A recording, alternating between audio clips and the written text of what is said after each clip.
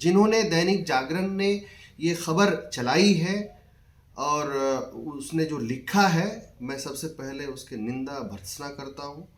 और आने वाले दिन में मैं तमाम चीज़ों को और भी जो वो लिख रहे हैं, लगातार मुझे खबर मिली है कि कई अखबार में उन्होंने लिखा है, मैं उसको अभी डिटेल में जाऊंगा और उस पर मैं केस करने जा रहा हूँ।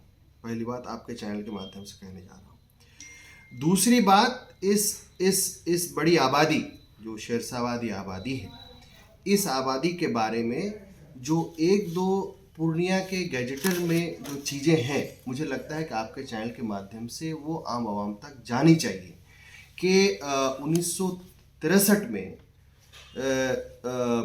चौधरी सीपी राय ने जो इस कम्युनिटी के बारे में अपने गैजेटियर में लिखा है कि the Shershahbadi Muslim who lives mostly in villages on the bank of river Ganga and Kishanganj sub division have originally come from Malda and Dinajpur district of West Bengal, and they continue to speak a peculiar dialect of Bengali.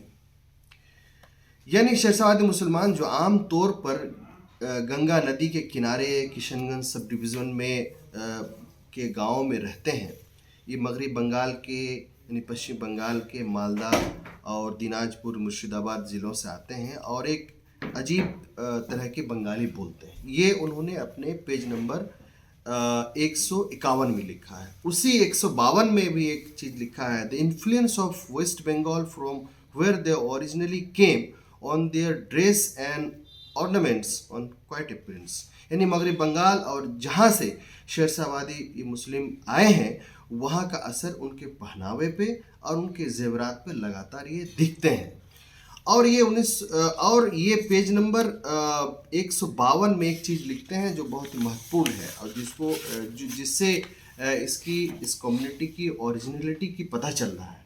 उसमें लिखते हैं कि Sher Shah after conquering Bengal left some of his army man who originally came from the Punjab side at Murshidabad and Malda were known as Shershahbadi. यानी मगरबी बंगाल फतह करने के बाद शेरशाह सूरी ने अपने फौजियों को जो उन्होंने पंजाब से और उस इलाके से लेकर के आए थे, मुर्शिदाबाद और बंगाल में मुर्शिदाबाद और मालदा दिनाजपुर में छोड़ दिया।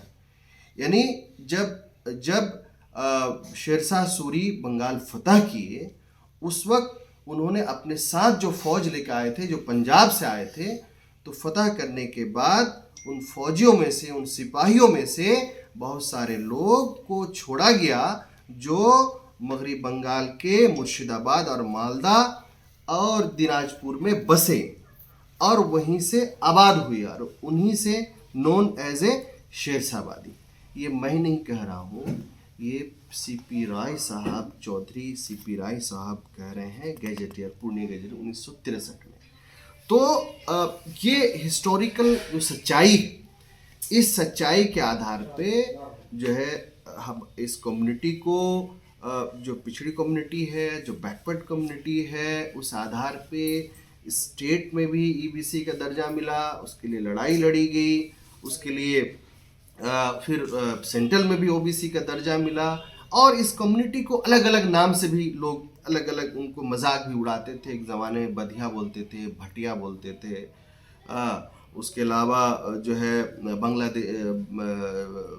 देसिया बोलते थे, कुछ अलग अलग किस्म के नाम से जो जानते थे। लेकिन जब हिस्टोरिकल सच्चाई सामने आई और उसके बाद उस पर काम किया गया, उस पर नाम बाज़ाब्ता तरीके से शेरशाहवादी उनको नाम मिला और नाम मिलने के बाद फिर हमें ओबीसी और फिर बाद में ईबीसी का जो है तमाम चीज़ें उसमें जो कागजात पे हमें वो भी कर दिया गया। तो ये तमाम चीज़ें ख़त्म हो गई और ये लड़ाई मरहूम मुबारक हुसैन साहब जो पूर्व विधायक रहे हैं, अब्सा ऑल बिहार शेरशाहवादी एसोसिएशन का गठन उन्होंने किया था उस दौर। उसके बाद वो लड़ाई लंबी चली। उस लड़ाई में अब्दुल शकूर साहब जो हमारे कम्युनिटी के पहले विधायक थे, इंतकाल कर गए, दोनों गुजर गए।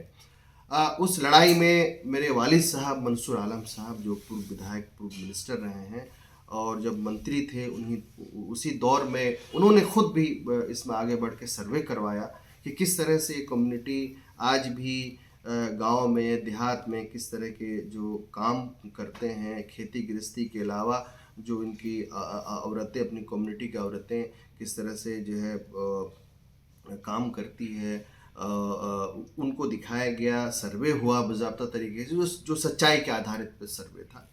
और उसके बाद जो है फिर ओबीसी का हम लोगों को दर्जा मिला। अब ये है कि इस कम्युनिटी के खिलाफ, चूँकि ज़बान जाहिर सी बात है बंगाली है, बंगाली अब पूरी तरह बंगाली नहीं है, पंजाब से जो लोग आए थे, बंगाल में आए थे और उनका डायलेक्ट बदल गया था।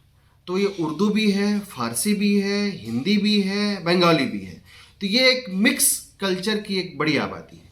ये आबादी कटिहार, पूर्णिया, किशनगंज, अररिया और जब एकजुट थे तो आपके झारखंड के साहेबगंज, पाकुड़ जो संथाल परगना इलाका है, उस इलाके में पाया जाता है। ये बंगाल से शुरू होता है और उत्तर बिहार के तराई, उत्तर बिहार को छूते हुए नेपाल तक जो है, तराई बेल्ट तक ये आबादी पहुंचती है, एक बड़ी आबादी है।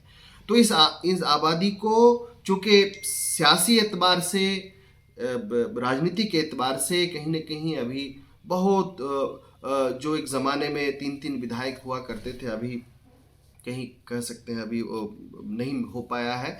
बहुत ज़माने मतलब दो दशक से अभी विधायक नहीं है, लेकिन एक लंबी फौज कह सकते हैं कि जो स्थानीय जनप्रतिनिधि का एक लंबा फौज है, आप कह सकते हैं। पूर्णिया, किशनगंज, अररिया में देख लीजिए, मुखिया जनप्रतिनिधि की विधायक आपके समिति, जिला परिषद, वार्ड्स काफ़ी बने हुए हैं और सब लोग मुख्य धारा जुड़ के अभी तालीम के मैदान में भी आने की पूरी कोशिश में, जिद्दोजहद में है। चूँकि तरक्की याफ्ता है तो इन लोगों की नज़र में लगातार खटक रही है। भाजपा और आरएसएस की मानसिकता वाले जो पत्रकार हैं, वो लगातार बीच बीच में इस तरह के मामले को उजागर करके अपनी मानसिकता को दर्शाते हैं। लेकिन बीच बीच में हंगामा भी हुआ, इसको लेकर के आंदोलन भी किया गया कि इस तरह की बातें ना कही जाए, क्योंकि तमाम चीज़ें डॉक्यूमेंट के आधार पे तमाम चीज़ें जो है हो गई है और ये ओरिजिनली कहाँ है, इनका नाम क्या है, कितनी आबादी है, तमाम चीज़ें सरकार के पास रिकॉर्ड है। तो इस तरह की हरकतें जो चाहे पदाधिकारी कर रहे हों, चाहे मीडिया के लोग कर रहे हों, चाहे नेता कर रहे हों किसी दल के, हम लोग किसी भी सूरत में ऐसे लोगों का बख्शने वाले नहीं हैं। हम उन पे कानूनी आधार पे हम उन पे केस करेंगे, उन पे हम आगे बढ़ेंगे ताकि इस तरह का मामला दोबारा नहीं आए।